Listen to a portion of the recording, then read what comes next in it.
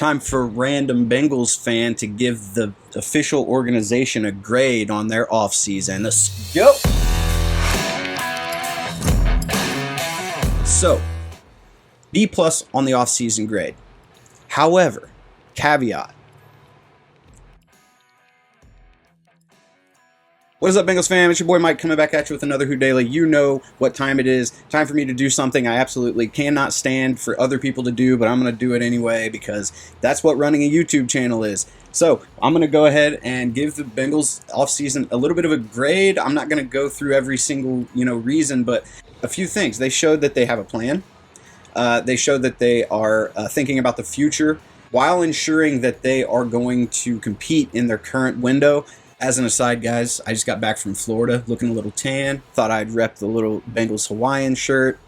You know what it is. The Bengals, I think, are basically doing two things at once, and this is what good teams do, guys. So what ends up happening is when you have a good roster, especially one that makes it to the Super Bowl and or wins the Super Bowl, you're going to have, just by the way contracts work and draft years work, you're going to have some starters, some really good starters on your team coming up for contract negotiations on a year after a really good team run, right? When a team makes a deep run into the playoffs and a guy like Jesse Bates shows up in those playoffs and shows everyone why he's one of the top safeties in the league, naturally, and he has the agent he has, right? And the reason I mentioned the agent, I've talked about it before, but just so you guys are aware, he has the same agent as Deshaun Watson and lots of other superstars in the league. Coincidentally, also the same agent as T. Higgins, I believe, and Joseph Osai. So this guy reps some of the Bengals' top young talent right now.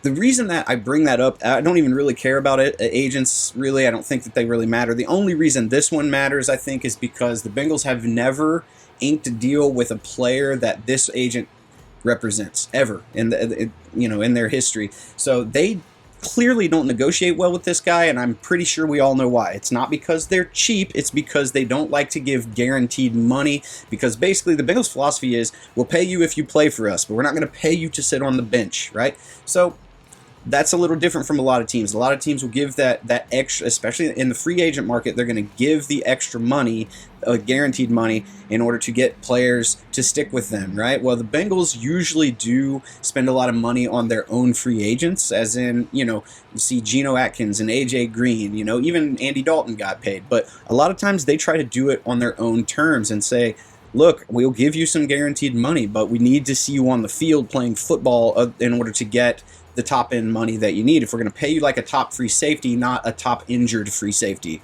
So that's what's going on right now with Jesse Bates. His agent is saying, I want Jesse Bates to be paid like the top safety, not the top safety in the National Football League, which includes a certain amount of guaranteed money that the Bengals aren't comfortable guaranteeing to a guy. The reason they're uncomfortable with it is because you end up with stuff like Trey Waynes, right? And we were lucky. Trey Waynes had a deal that didn't have a lot of guaranteed money in it, which is a good thing because he didn't play. He only played 2 games while he was in Cincinnati, right? So they're trying to avoid stuff like that. If you pay a guy a bunch of guarantees, it's not that they don't want to pay Jesse Bates. I think that they are willing to pay Jesse Bates top safety money. I think where this negotiation's caught up is in the guaranteed money.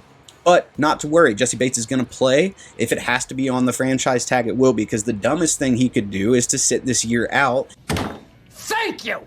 And give every team in the league a reason to not pay him like a top safety. That would be reason number 1A, and it would completely pigeonhole Jesse Bates into getting a top safety contract if he sits out on the franchise tag. He's not going to do that. He's too good of a teammate to do that. I would be crazy surprised if he misses a single game due to contract negotiations, and let alone the entire season. So first and foremost, I think Jesse Bates is playing. He may play on the franchise tag and not like that very much, but he's still going to do it. Number 2, they are trying to ensure that they can compete now and later. So what did they do? They said, well, we've got these veteran starting safeties in Jesse Bates and Von Bell, right? Jesse Bates and Von Bell's, their contracts are both going to be up at the end of this coming year. Jesse Bates' franchise tag will run out. Von Bell, his contract will run out. I don't think that they're planning on being able to sign both of them back, right? Now, Von Bell may not be as expensive, and they may be able to get him to sign on a lesser type of deal. But one thing that they went ahead and did is they said, you know what, on our board, the best safety in the draft, one of probably a top two safety in the draft, fell all the way to 31 for us. We're going to go ahead and draft that guy. And I don't think it was a signal, despite what everyone's saying, that they're going to replace Jesse Bates with this guy. I think what this is an insurance policy, and also just shrewd roster building, right? They know they're going to need a safety. They're out of the three defensive backs they picked in this past year's draft. They're going to need at least two of them to end up being future starters. I think they're banking on the top two that they picked, Cam Taylor-Britt and Daxton Hill, to be those starters. But here's the thing, neither of those things negate the possibility of Jesse Bates and Von Bell also being starters on this team. Because when the defense really started to hit their stride last year and started to carry them through the playoffs, what did we see more and more of? We saw more and more three safety sets in order to deal with these pass-heavy, really talented receiving core offenses, right, that the Bengals had to beat to get to the Super Bowl. And even in the Super Bowl, we saw them play a lot of three safety sets. They put three safeties on the field, right? And a lot of times that third safety was kind of a hybrid player like Trey Flowers. What they really wanted that to be was Ricardo Allen, but Ricardo Allen couldn't stay on the field, right? So I think what this is saying is, hey, we drafted Dax Hill, who is kind of the perfect Swiss Army knife type safety for us to play, to put the three safeties on the field, and then you never know, the quarterback never knows where those safeties are going to go. They could rotate into a cover two, they could rotate into a cloud one coverage, they could rotate into straight man across the board and blitz two of those safeties, right? So it's harder for you to pick up via personnel what the coverages are going to be, because you can be versatile, which is a staple of this Lou Anarumo defense, right? He loves playing three safety sets. He loves having interchangeable pieces along the defensive line, right? So you got a couple stud linebackers, which they have, Logan Wilson and Jermaine Pratt. You've got a bunch of interchangeable defensive backs along with a couple of really good cover players. And then you have a lot of defensive line pieces that can rotate all across the board, right? The only ones they have that really won't rotate, would be like your DJ Reader, Tyler Shelvin, because they're huge and they play in the middle exclusively. You're not going to rush them off the edge. What did they end up doing from the pass rushing perspective? They looked at their roster and said, you know what? We have we lost our main 3-tech in Larry Ogunjobi. Let's make sure to sign our number 2 3-tech in BJ Hill, which they did. But not only that, in the offseason and or draft, let's go ahead and sign or draft a player who's going to end up being either rotational this year, which Zachary Carter will be rotational this year. I think you're going to see him, and you'll probably see him get 200 to 300 snaps this year, to be honest with you, and also then become your 3-tech of the future, which is what they expect out of him as well. They did the same thing with pass rusher. They said, you know what? Yeah, we could sit here in the 7th round and we could draft a number 4 wide receiver in Justin Ross, right? Okay, we could do that. Or we could take a guy that we know is already would be a position of need based on what happened last year. That is, if one of our edge pass rushers gets hurt, then we need a guy who we are comfortable with coming in and filling in those snaps. I think they had the guy with Cam Sample. I think they were good with him. I think they wanted to bring another guy in to push that backup pass rusher spot, which is what they did in the 7th round by drafting Jeffrey Gunter, who is a super freaky athlete, right? That can come in. He can even rush from the inside if you need him to. Again, versatile. He can play at any spot across the line except for nose tackle. What else did they do when it came to those corners? Well, I think that they're fine with Eli Apple. I think especially when you look at down the stretch how he played. Again, he turned it on with Jesse Bates. I think that's connected, by the way. I think Jesse Bates playing really well translates also to the corners playing really well. I think the secondary as a unit, kind of a rising tide lifts all boats situation there. What they said was, we're fine with Eli Apple, but we don't know if this is a sustainable thing. Is he going to be able to do this over and over again? Has he turned a corner in his career and he's now a really solid number 2 corner? Or did he have a few flash-in-the-pan games last year where he got really super hyped up for them and played really well?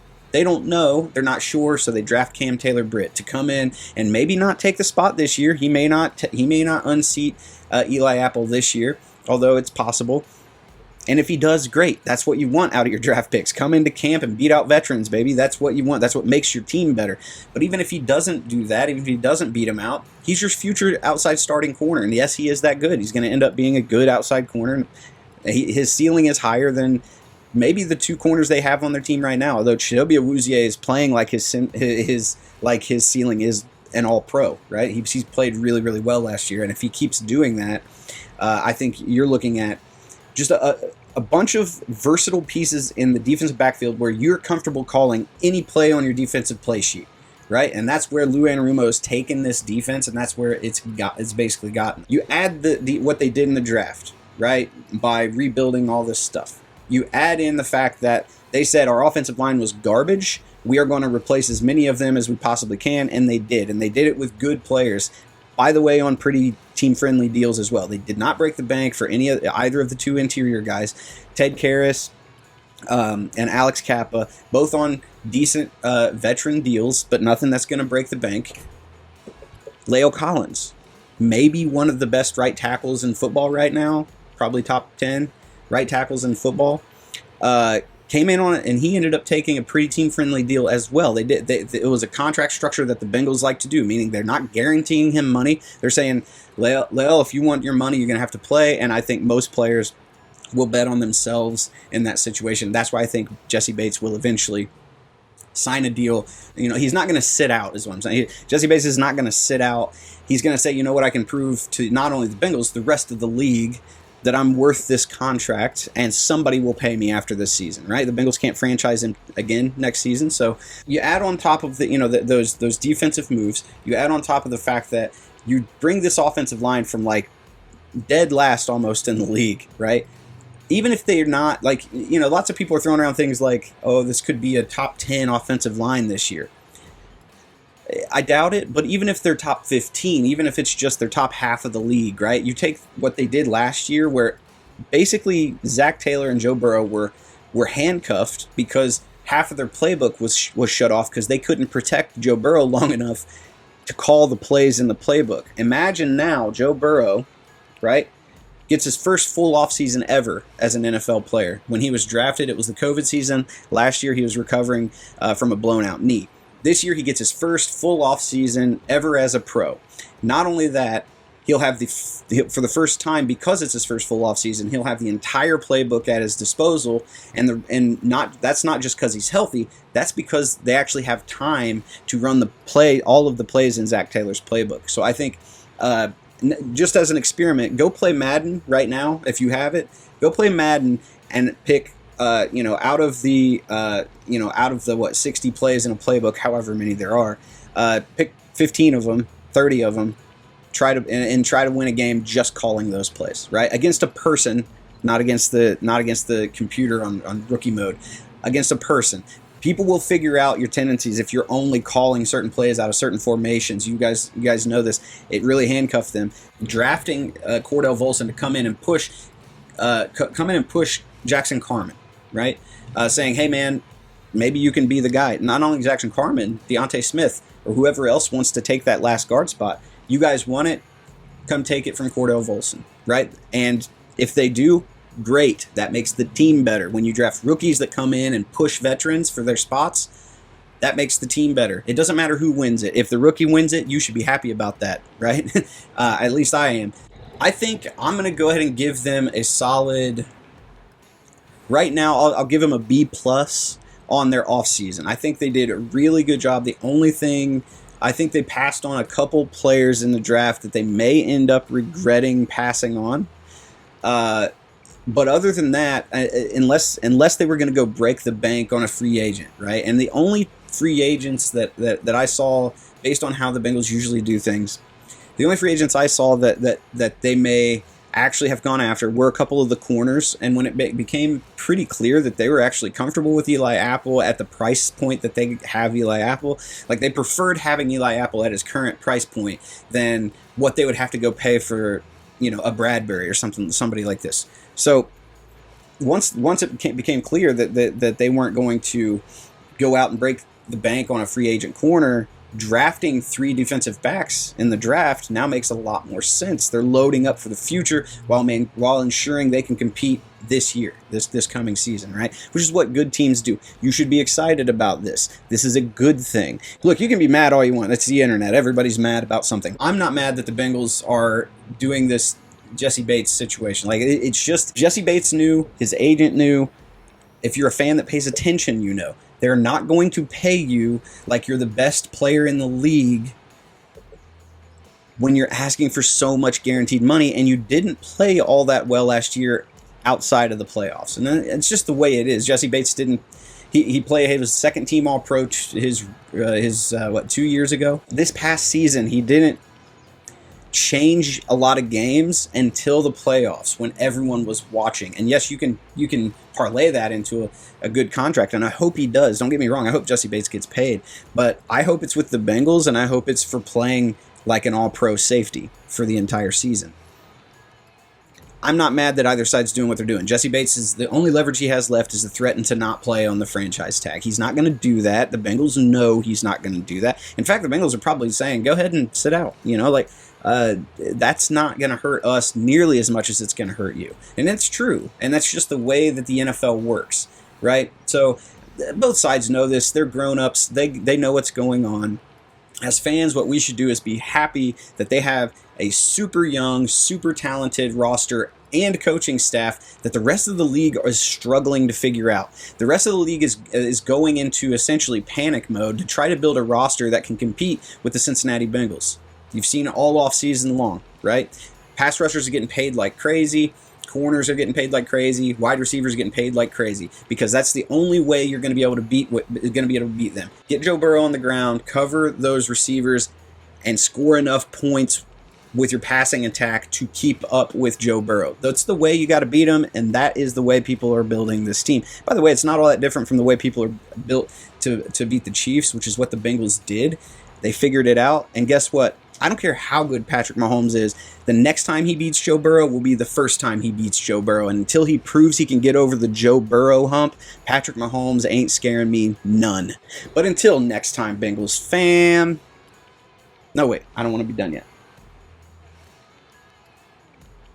So, B+ on the offseason grade. However, caveat. There's still some free agents out there, number one. Number two, they can still get a deal done with Jesse Bates. If they sign Jesse Bates to a long-term deal before the season, this will be not just an A-. This will be a solid A offseason. With the only thing that they could have done better would have been to sign a plug-and-play starting veteran guard to finish the offensive line rebuild. That would be the only thing they fell short on, and they could prove us wrong on that if Cordell Volson hits or if Jackson Carman takes a step up by playing in between two really good players, or Deontay Smith or somebody else steps up. This offseason was built around maintaining and improving for the future. They already have a really good roster, a really good coaching staff. Now it's about maintaining the talent and making sure that if we can't keep player X, we have this other player ready in order to step in and play. Until next time, Bengals fam, I've been Mike. This has been Who Daily. See ya!